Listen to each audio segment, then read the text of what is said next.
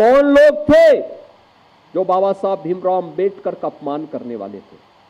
यहां पे अभी डिप्टी सीएम से ब्रजेश पाठक जी कह रहे थे 1952 में बाबा साहब को इन्होंने चुनाव हरवाए। बाबा साहब की जो संसदीय सीट थी उसके एक बड़े भाग को, जहां से वे चुनाव जीत सकते थे, हिंदू बाहुल्य क्षेत्र था, उसको काट करके पाकिस्तान की तरफ भेजने का, पाकिस्तान को दे दिया गया। इन्होंने यह भी साजिश कही कि बाद में बाबा साहब को 1952 का पहला चुनाव, आम चुनाव जब हुआ था, उसमें भी इन्होंने हराने का काम किया था। 78,000 से अधिक वोट गिनती से बाहर कर दिए गए थे, जिससे बाबा साहब चुनाव पराजित हुए। 1954 का उपचुनाव जब बाबा साहब फिर से संसद में जाने को तैयार हुए,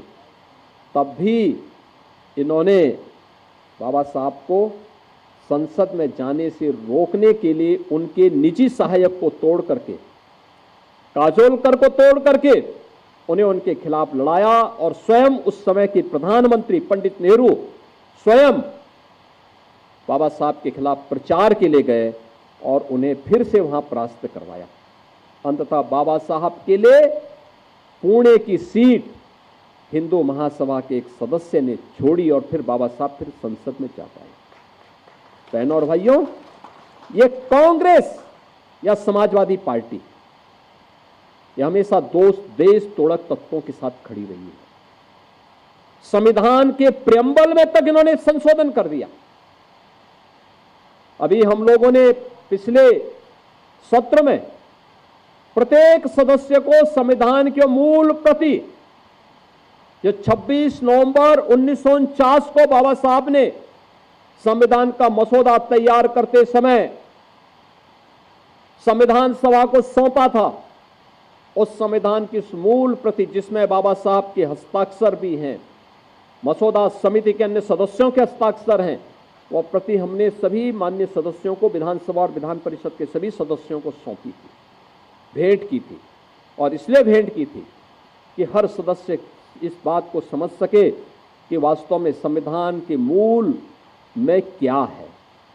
मूल यानी उसकी प्रस्तावना क्या है और प्रस्तावना में किस तरीके से इन्होंने छेड़छाड़ करके, प्रस्तावना का मतलब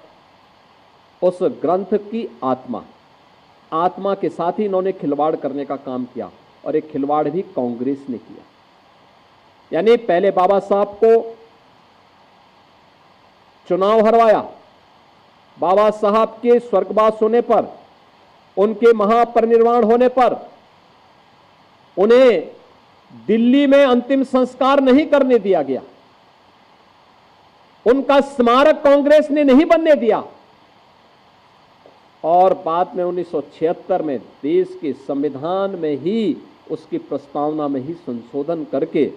ऐसे शब्द डाल दिए गए जिनके खिलाफ स्वयं बाबा साहब ने स्वयं भी तर्क दिए थे।